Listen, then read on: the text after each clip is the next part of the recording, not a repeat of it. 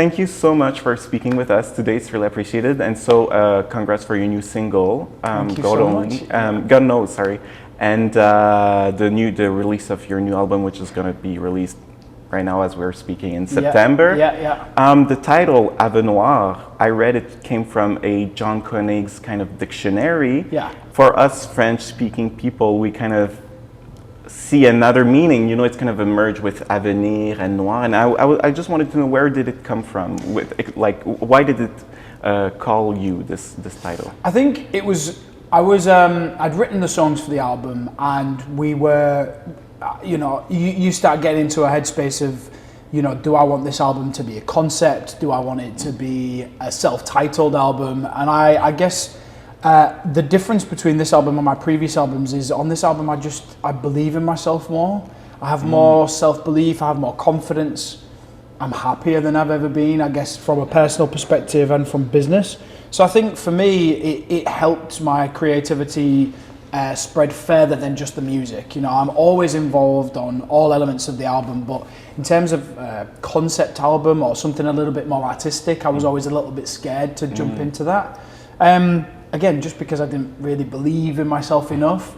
And yeah, just the confidence that I have at the minute, I wanted to create something that, the music was obviously the most important thing, but the rapper that it's in is just as important and tells just as much of a story. So does the album artwork, so does the pictures in the booklet, So I wanted to sort of go a little bit further with this album and create layers. And so I was just having a little scroll through Instagram, a little doom scroll, and I came across this word, Ave Noir, and it said, the desire to see your memories in advance. And I was like, ooh, that's really deep. And I started looking into that word, and I'd never heard it before. And it turns out that it's this word that John Koenig had coined, which is basically a concept of what life would be like if you could see your memories coming towards you rather than going away.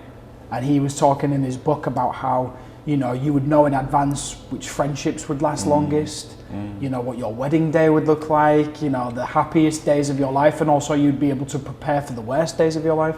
And as I was writing my album and as I was taking this concept on board, I was thinking how that related to me, and I was thinking I've written a lot about regret and sorrow and anguish and things I wish I'd done differently. And I've also sung about the future. I've sung a song in my album called Mad, which is my little love letter to my future baby. And so, having written about the polar opposites of the future and the past, it kind of made me think that, actually not knowing what's coming is the magic of life. Without not knowing what's coming, you can be hopeful, you can be ambitious. You also, you can live life more full, and without, it's almost like a challenge for you to live life to its fullest and to not regret anything. And it's quite topical at the minute, because I think everybody kind of either fixates on the past or the future. And we forget to live in the present, Yeah, well, talking about regrets, I mean, you've been on the spot for quite a while now, I think at least 10 years. Yeah.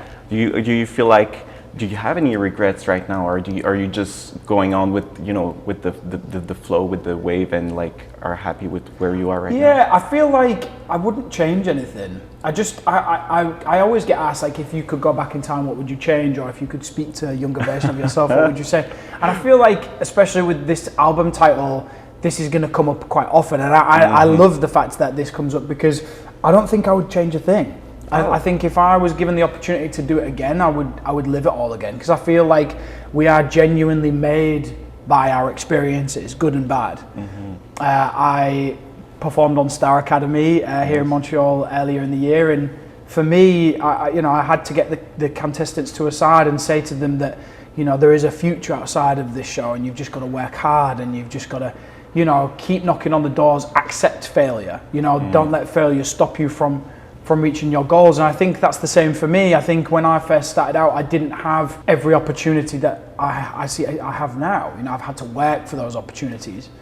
And without that kind of hard work, and without the failure and without the rejection, and it maybe wouldn't have made me work as hard as I have to get where I'm at. So I feel like you know, we're built by our experiences, and I genuinely don't think I'd do anything differently. I'd probably just drink less wine, if anything. And you talked also about kind of a creative shift. When I listened to the few samples of Ave Noire, I kind of remarked this shift creatively. Maybe it's more of a beat, maybe a more pop album. Would you agree with that? And where does it come from? This kind of new I mean, it's I think. Again, because I feel so sort of happy. I know it sounds random coming from the guy who likes to make people cry, but because I'm happier these days, and because I just feel content, and I don't know if that's my age or where I'm at in life or in my career or whatever, maybe a mix of everything. It's just allowed me to push boundaries of things that I never would have before. I was always scared of tempo because I didn't want to feel cheesy.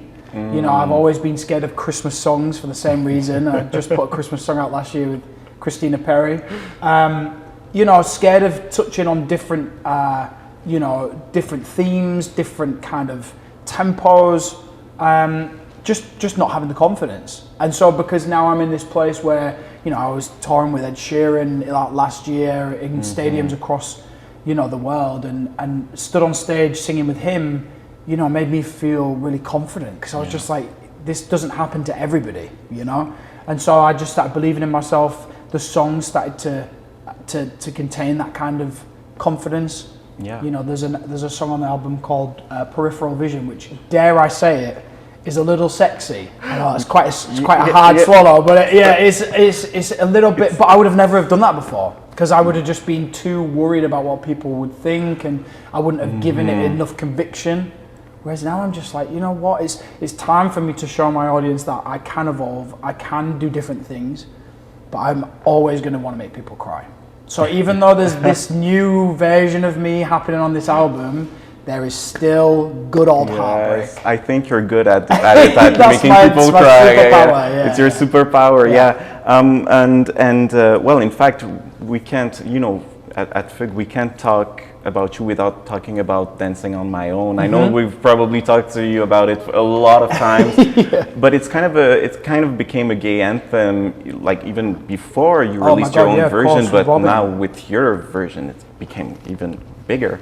And so I was wondering, did you connect with a lot of LGBTQ plus people that said, you know, that kind of were touched by this this song?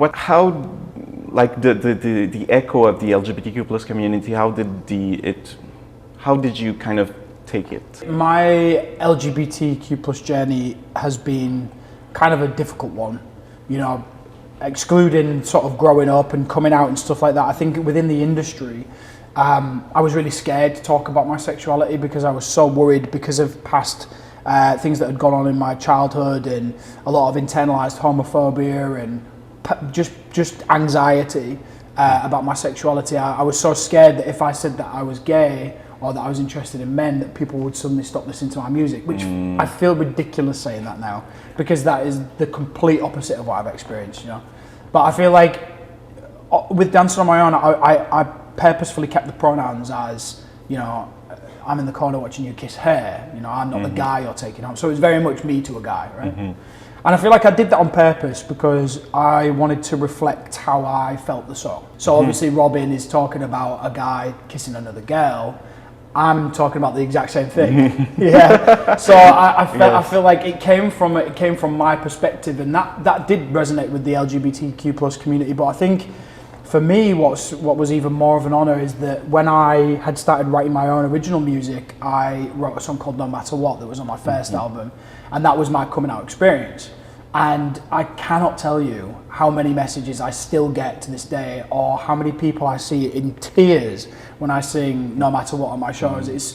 It's unbelievable, and I think it's because people see themselves in that song particularly. I mean, with Dancing on My Own, you know, Robin is she's a gay icon, and I understand why. You know, she's got the confidence, she's got the sass, she's got the style, and she's got the music. I think with my version of the song, it slows it down and it makes it heartbreaking. But like I said, I'm even more proud that my own experiences have created this, you know, amazing, you know, platform for me to help people feel represented and seen and heard and understood. So my relationship with the LGBTQ plus community was strengthened with my own music. And then obviously on the Bridges album, I did a cover of Boys in the Street, which again was the next level of, not even just within the LGBTQ plus community itself, but within the allies and within the families of LGBTQ plus people, coming up to me saying, "My God, like that resonated with me so much." You know, I very honestly speaking had a gentleman come up to me after one of my shows and he said, "Listen, I'm going to be honest. I always used to.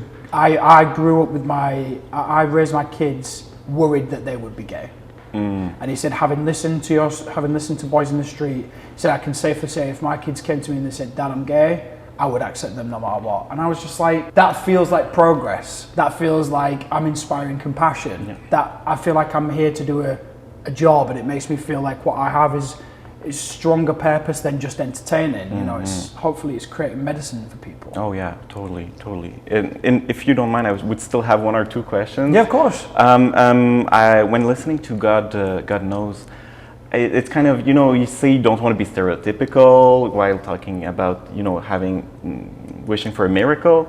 And I was wondering, are you not necessarily to get into religion, but does faith play in your vision of love, and does it play in your music as well? Yeah, I mean, I've got to have some faith because Christ. I don't know what's going on with me right now.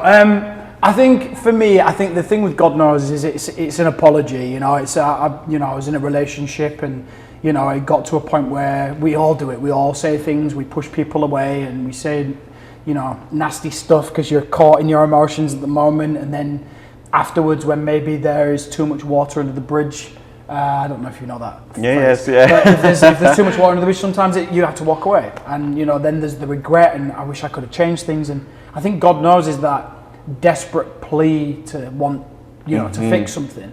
Whether you say it to the person or whether you just say it to yourself. And I think the funny thing is you do pray, whether you believe in, a God or the universe, or, if you're a spiritualist or the universe, whatever it is.